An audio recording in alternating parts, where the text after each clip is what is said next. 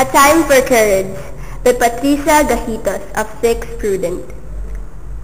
Once, there exists a small country called Kingsbridge. It was a prosperous land, able to provide its citizens with their needs. From the river to the north, to the woodlands to the south, the lands of Kingsbridge gave everything to its forager inhabitants.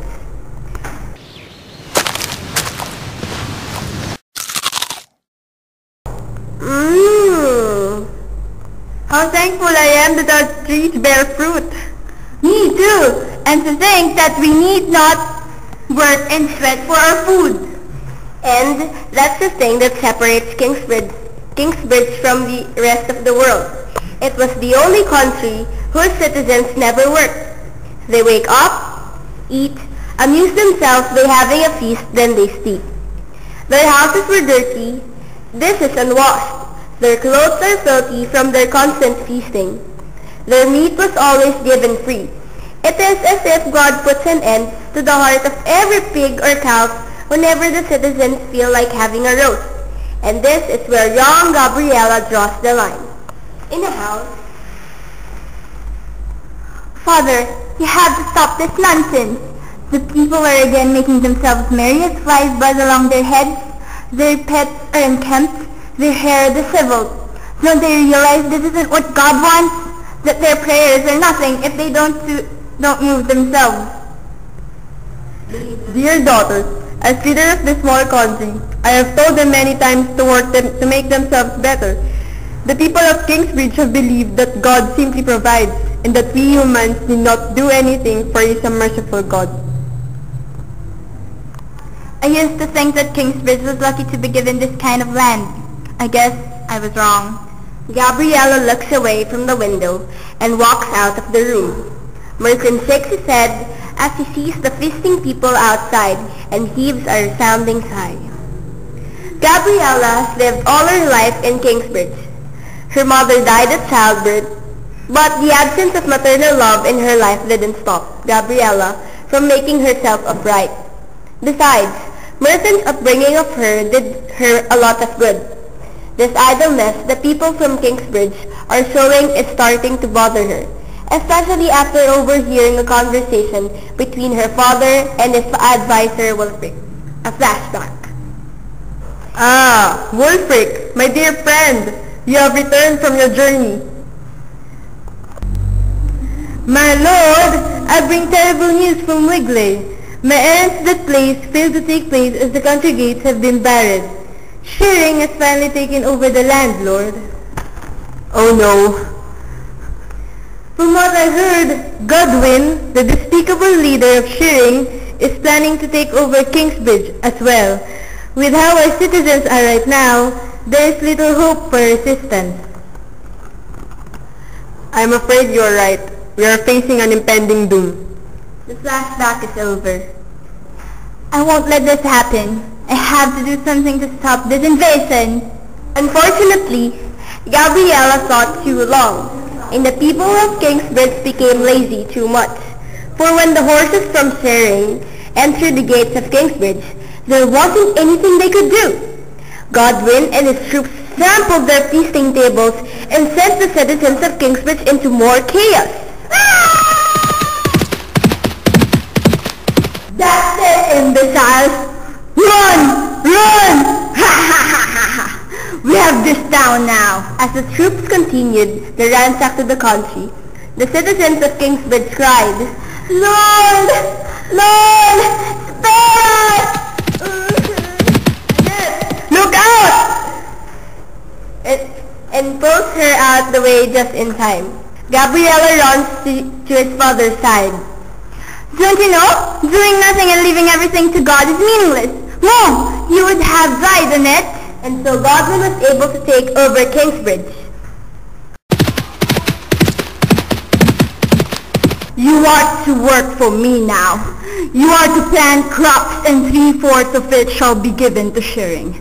The rest shall be left to you. Ha ha ha ha ha!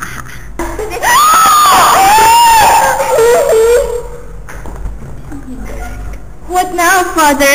None of our citizens have ever worked. I don't know, Gabi. I don't know. The people of Kingsbridge tried their best to plant crops, but the absence of discipline amongst themselves overpowered their attempts to follow their colonizer has ordered them to do. When harvest season came, they barely made a cart of crops. Godwin was dismayed. What's this? Not even a half fool. I told you to work. Godwin, disappointed that colonizing Kingsbridge will reward him not much, still decided to keep the country in his iron fist. It was agreed eating him up. Because of your indolence, I'm imposing a tax. 3 gold coins for every sack you make. If the citizens do not have the money, they must work at sharing 18 hours a day. Failure to meet the payment of the taxes means punishment.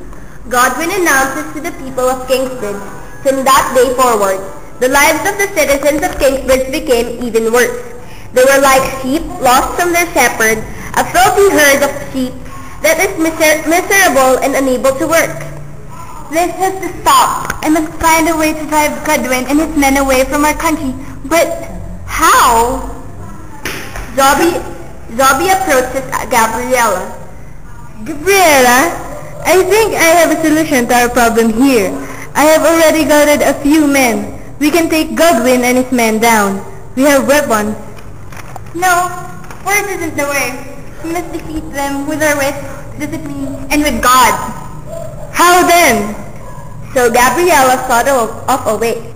She realized if the people of Kingsbridge learn about discipline, they might just be able to drive away Godwin and his troops away. And she told her plan to Joby, tasked him to tell of it to the others, and went towards the residence of Godwin to execute the first phase of her plan. Ah, young girl, what brings you here? Shouldn't you be working in the fields and paying those taxes you owe me? I have a proposition for you. A peasant girl from a useless country, trying to make a deal with her lord. Ha ha ha ha ha! I am no peasant. My name is Gabriella and I propose a deal. What is it then? You have said it yourself. Kingsbridge is a useless country. We have gained you nothing since you have taken over us. But what if we pay ourselves out? Let's say 5 carts of crops? 10. As if you can do it. You people are lazy. We can. We pay you 10 crops and you leave Kingsbridge. And what if you don't? Then you take us forever. So be it. And so the news of the deal spread throughout the land. At first, the people of Kingsbridge were maddened. Are you mad? You have just sold us for life. What kind of citizen are you? We can't even make a card worth more for 10. Citizens of Kingsbridge, listen. We have lavished too much on our laziness. This is God's way of telling us that we must work if we want to be free, to really live. Nothing? You have done nothing, that's what you've done. You have lived lazily all your life thinking that God simply provides and that we need not do anything. We must work. There must be balance. Why do you think sharing was able to take over our land? Imbalance. That's what it is. What I'm asking of you now is to just put back discipline back in your lives. God will guide us, but we must work. Yes, I agree with her. She's right. We were wrong. We need to change. Well, perhaps with discipline, we will be able to harvest 10 sacks of crops. You're right. Here is what we have to do. And so Gabriella and the citizens of Kingsbridge worked hard for their freedom. They relearned the principles of agriculture and soon started planting in columns and assigning working hours for each citizen. It was back-breaking work, especially for the people in Kingsbridge who almost did no work for half their lives. Harvest season came, and the things are looking bright. Daughter, you have done it! Look, this is only our 4th cart, and yet there are more lands to be harvested. Crops as far as the eyes can see. It was a concerted effort, Father. I was simply a pioneer. The people of Kingsbridge all worked for it. And God has guided us. And guided us, He did. I have a feeling we'll succeed. Soon, they were able to harvest all crops. The people of Kingsbridge were able to fill 20 carts, twice what they're supposed to make. Harvest season came, and the things are looking bright. Daughter, you have done it! Look, this is only our fourth course, and yet there are more lands to be harvested. Crops as far as the eyes can see. It was a concerted effort, Father. I was simply a pioneer. The people of Kingsbridge all worked for it. And God has guided us. And guided us, He did. I have a feeling we'll succeed. Soon, they were able to harvest all crops. The people of Kingsbridge were able to fill 20 carts, twice what they're supposed to make. Gabriella, with some citizens in tow, marched towards Godwin's abode. There you go. 10 carts plus 10 more. We have won. But how? The people of Kingsbridge are the laziest people I've ever known. Laziest? Which one of us relies on the work of others for food? Not us, not anymore. Godwin, upon realizing his defeat, hung his head low and ordered his men to pack and leave Kingsbridge for good. As the last of them leaves Kingsbridge, the people rejoices. But we too want to thank my daughters, for without her, we wouldn't have attained true freedom. Hooray to Gabriella! Hooray!